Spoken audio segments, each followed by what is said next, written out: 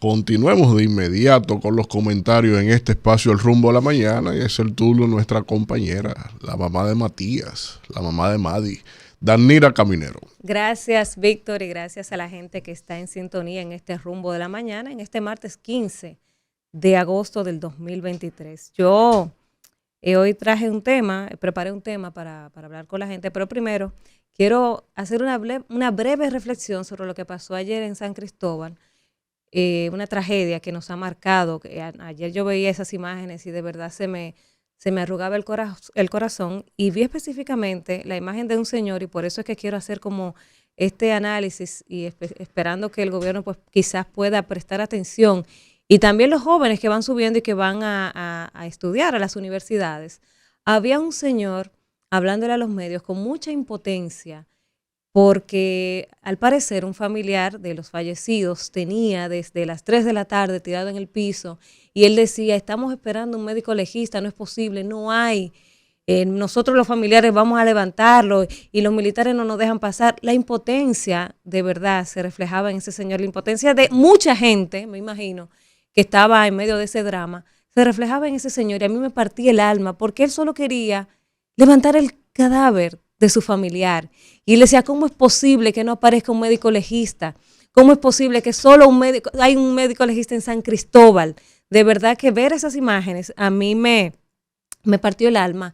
Y entonces me puse a leer, y es algo también que muchos sabemos, la situación de los médicos forenses en el país, que no dan abasto. No hay suficientes médicos forenses en el país, y de hecho, me parece que fue el año pasado, que un diario hizo un reportaje donde daba cuenta de que en el país, en todo el país, solo hay 133 médicos legistas.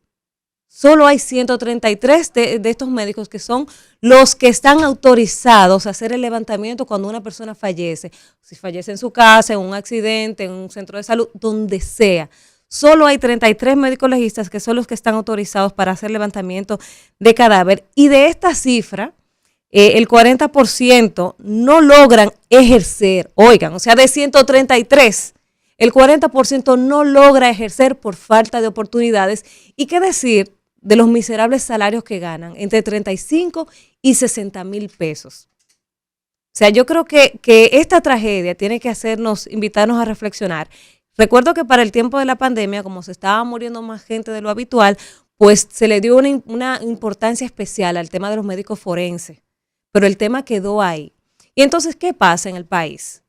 La gente solo quiere estudiar abogado, o sea, derecho, administración, contabilidad, mercadeo, pero nadie habla de esas tantas carreras que se necesitan para que el país funcione. O sea, para que, por ejemplo, en tragedias como esta podamos responder.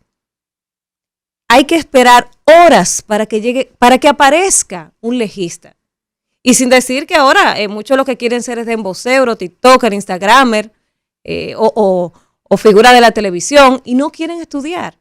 Entonces hay una necesidad. El año pasado Ángel presentó un estudio interesantísimo de las carreras técnico y técnico superior, y también las carreras de grado, la necesidad del país. Y hacia ahí tenemos que caminar, hacer un inventario que se necesita en el país. Que no sean solo los administradores, los contadores, los mercadólogos. No, hay muchas otras carreras importantes para que un país funcione, para que sea productivo, que son necesarias, que puedan dar respuesta a tragedias como estas, que de verdad que nos ha marcado y nos ha dolido muchísimo. Yo ver a ese señor desesperado, porque creo que era una hija, un familiar cercano, estaba tirado en el piso. Él decía: ¿cómo es posible que desde las 2 de la tarde esté tirado y no me dejen llevármela para velarla, para darle cristiana sepultura? Porque no aparece un médico legista. Entonces hay que reflexionar, esos jóvenes que vienen subiendo. Vamos a ver cuáles son las carreras, y el Estado.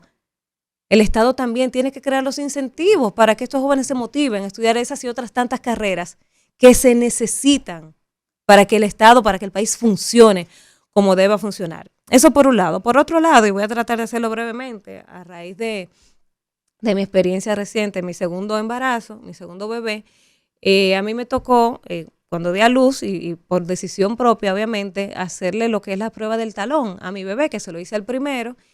por la importancia que reviste, que mucha gente no sabe lo importante que es esta prueba del tamizaje neonatal o prueba del talón, pero que es costosísima. O sea, digo costosísima, quizás yo la puedo pagar, tengo un seguro que me ayuda, aún así pagué casi 4,000 pesos de diferencia con un buen seguro, pero una prueba que ronda los 15,000 pesos, una prueba que ronda los 15,000 pesos que no cualquiera puede pagar, aún teniendo un seguro, el seguro no te da una cobertura total.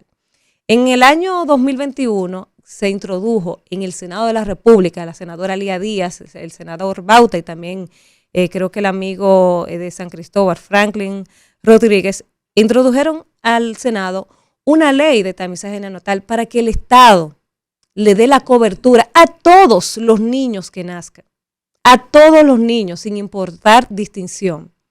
Porque a través de esta prueba se pueden detectar 25 enfermedades. Y yo siempre he dicho aquí, tenemos que apostar a la salud preventiva.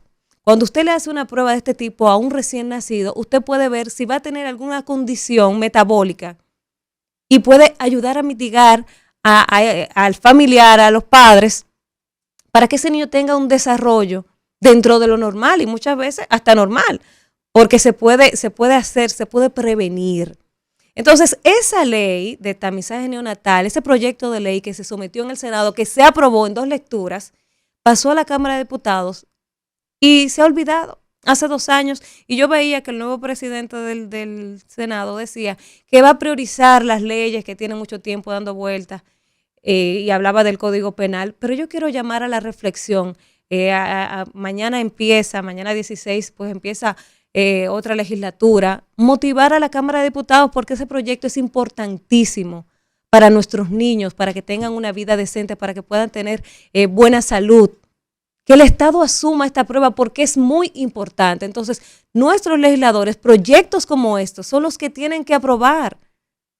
Proyectos que le ahorran al Estado porque hablamos de prevención, medicina preventiva y esa es la tendencia. En el continente, en la región, hay ya 16 o 20 países que cuentan con esta ley de tamizaje neonatal, donde los niños tienen acceso de manera gratuita, donde es el Estado que asume, porque esto le representa un ahorro al Estado. Cuando estos niños de escasos recursos se enferman, es el mismo Estado que tiene que asumirlo.